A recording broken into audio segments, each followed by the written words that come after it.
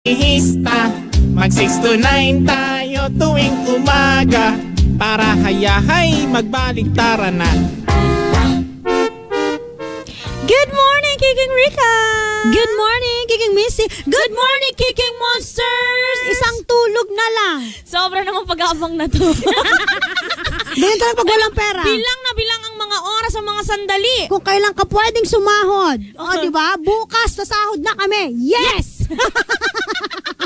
Kung araw-araw sumisweldo, ay, hayahay ang buhay.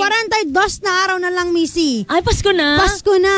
My gosh, kailangan na pala magsimula ng lilista. Nang? Ninong at ninang napupuntahan.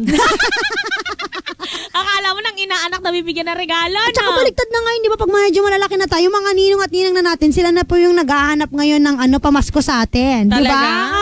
Ewan ko, nagbibehave lang ako sa bahay. Ayaw ko silang kamustahin. After na lang ng Christmas ko sila kakamustahin. Yung mga inaanak mo? Yung mga ninong ko. Tsaka ninang. Ilan ba ninong at ninang mo? May nami-meet ka pa bang ninong at ninang? Alam mo, wala na. Tanda ko na. Talaga? Meron pa naman isa. Isa ako din eh. Kasi iba kong mga ninong at ninang litigious na. Ay, talaga. Oo. Yung isa ko ninong, nalimutan ko talaga yung pangalan ng si Architect. Wow, pang architect talaga. Ninong talaga yun. Architect, ayan, nalimutan ko yung pangalan niya. Yung ninang ko kasi yung auntie ko. So, lagi ko nakikita yon, di ba? Pero si Architect Dad, pa-text niya ako sino yun.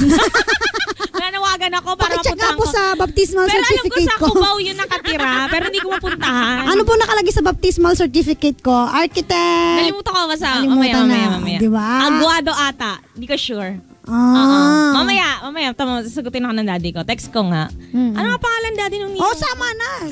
Masyado na siyang expose. Ikaw, ano ba pangalan ng ninong mo? Hindi mo alam. Ninang ko, Polly. Ninang Polly? Baliktad, bakit Polly? Polly, babae siya pero tagi na siya eh. Yun lang? Isang pair lang ba ninong-ninang mo? Meron pa, kasong Ninang Selly. At Ninang Benigno. Benigno? Baka mamaya si Noy-Noy yun. Sino pala, tatay pala ni Noy-Noy yun. Alakas makamayaman, pero tatay ni President Noy-Noy. Ano nilregalo nun sa'yo noon? Bag. Bag? Oo, alam mo nga, sobrang excited. Magkakano? Sobrang excited mo, di ba nilalagnat ka pa? Sobrang saya mo po na ako pag ka na regalo. Oh my God, nalagnatin na ako. Oo, yung pag yung malapit na yung Pasko, tapos alam mo yung may regalo sa'yo, nilalagnat ka na. Naranasan mo yun? Ako naranasan ko yun. Tama ako, Edmond Aguada. Ayan. Oy, kung Ninong, kung nasan ka man ngayon, magparamdam ka naman sa akin. Sikat ako. Tanda mo na. Tanda mo na magiging ka sa kanya. Iti-treat ko siya ng coffee, ganyan. Ikaw naman masyado. Isa na nga lang ninong ko, hindi ko pa alagaan. Alam mo, kilala na kita eh. Oy, mayaman na boyfriend ko. Ayaw nga pala, mayaman na pala yung boyfriend ni Missy. Hindi naman libre. Diba? First time po. Ano? Alam mo, sa mga ex ni Missy, hindi ako na libre, ito lang. Oy! Yung isa na hindi. Sino? Sabihin mo sa akin, anong pangalan? Ay, hindi niya ako nilibre kahit kailan. Ay, talaga, hindi Tigilan ba? niya nga ako. Hindi ko pala na-experience. Hindi ko na-experience kasi nakita ko siya naglalakad din. Nakatsinelas din sa may taf. Tama na. Tama na. Enough of my exes. Wow! Ang ganda-ganda. Yung mga nasa opisina namin tuwan-tuwa din kasi nakakakain din sila ng syupang. Ang aga nilang nakapamasko, di ba? Kasi diba? naman si Sant, sabi ko, wow. Saka first time mo nakatanggap ng 6,000 na flowers.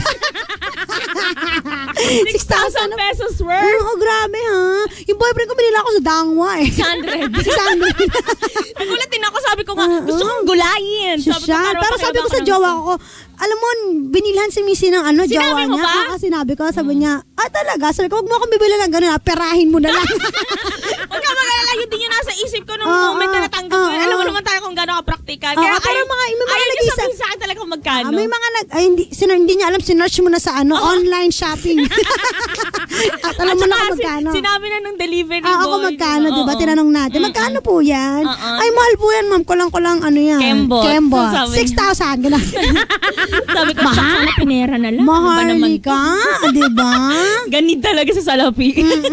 Pero sabi, isa yung mga iba kasi, kung practical kasi tayo na kailangan mas importante pera pa rin. Pero may mga iba naman na they feel special kapag mamahalin yung binibigay sa kanya. At saka isang beses na sa tanan ng buhay mo yan, girl. Ay, ikaw man, never mo pa na-experience. Alam mo kung bakit?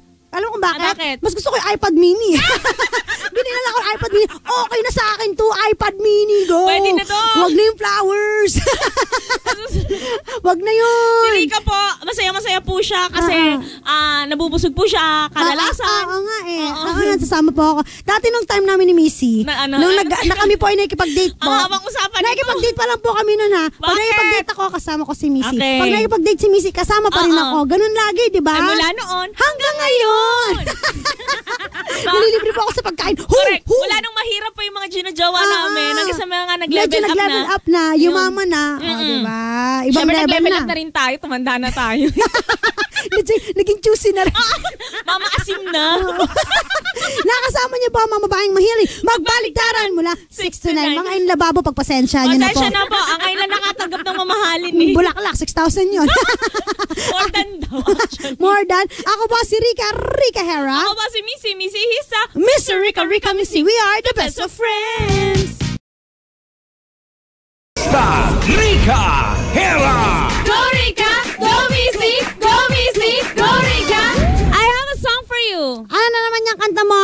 Pasko na naman, bitin pa rin ako sa 13th month pain na pinapangarap ko. Yes! Kung meron lang sana 13th month pain. Agad-agad. Ay! Hay ang buhay. Ganit. Nangangailangan. Oy, pero nagkaroon po ng reminder. Ayan po, ang Department of Labor and Employment. Sabi nila, ibigay po ang 13-month pay bago December 24. 24 kasi nga pala 25 Paskong Pasko Oo na. nga, correct. Disperas na ng Pasko 24. Kaya naman po oras na para magbasa kami ng mga komento na tandaan. Hindi galing sa amin. Amin lamang babasahin. Mga comments na nega. Comments na ang kanilang buwelta. Dito sila ang bida ito, ang Bashers Corner! Ako, napakanta rin ba kayo katulad ni Missy? Oo Rika nga. Missy? Ano kanta yun? Nakalimutan ko na. Pasko na naman. Sex bomb yun, di ba? Bitin pa rin ako. Ayan, Pasko na naman. Yan. So, dapat pala ito yung background natin. Kasi, para sa mga nag-aabang ng 13-month pay. So, hindi na pala basta sweldo ang inaabangan pati 13th month pay. Sana kung may bonus, diba? Kasi ang 13th month pay, Rika, ano yan, mandatory yan. Dapat meron ka niyan. Pero ang bonus, depende yan sa generosity ng kumpanya. Kung magkakaroon ng 14-month pay, Carry, di ba? 15, 16. May mga kumpanya ganun. Hanggang 17 nga, 18. Grabe. Ay, ang buhay. Kung ganyan sana, natatanggap ni Missy Rika Missy. Ay, ang buhay. Ano sabi dyan? Ito, sabi dito ni Kelly. Dapat January ibigay ang 13th month pay. Kasi kailangan may pera ang pitaka kasi ang sweldo at bonus na ubus na. Ay, delayed. Siguro para may panggastos pa siya ng January. Yung iba naman ginagawa kalahati. Kalahati sa June, kalahati sa December. Kasi nga pasukan sa June. Para may pang-enroll yung mga anak. So yung kalahati na lang ibibigay sa December. Di ba? Parang hindi ko na masyado mararamdaman yun kapag kakalahati lang, di ba? Di ba? Ano ba sabi dyan? May pa sila na madawa, 13th month kami, tawon, ni piso wa. Ay, ni piso wala daw. Yun ang naintindihan ko. Correct. Sabi meron pa silang paghingi ng 13th month pay. Kami nga, ni piso wala. Saan yan? Hindi ko alam kusang, baka sa Bisaya, kasi parang Bisaya yung boses, di ba? Anong pagsasabi niya? May pagka, ano yung sabi niya?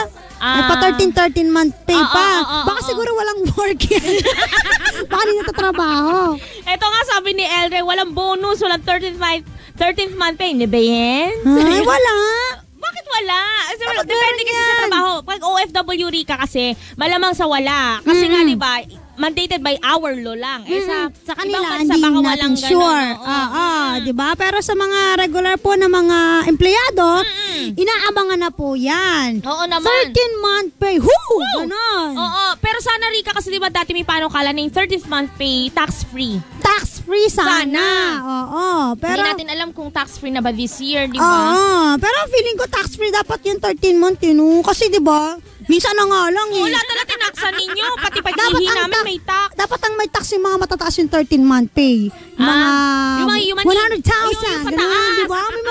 Pero kaming mga mahihirap lang na nasa 10,000 pababa. Huwag yun na kami itaksan. Oo, sige na naman po. Uy, baka sabihin nila 10,000 na talaga. Uy, hindi mga 30 na tayo. 13,000. Sabi ni Raquel, kaming mga OFW, walang 13th month pay. Hey, wait lang kami ng blessings galing kay Lord. Pero minsan kapag ano ka naman, pag OFW, kapag natuwa yung amo sa'yo, Ay, oo. bibigyan ka talaga na mas malaki pa sa 13-month pay. Totoo, yung ano nga, may kilala ako, hindi pera ibinibigay lang sa kanya. Ano? Trip. May trip abroad. So, parang tayo trip abroad, di ba? Pinagtitripan lang kita, ganun.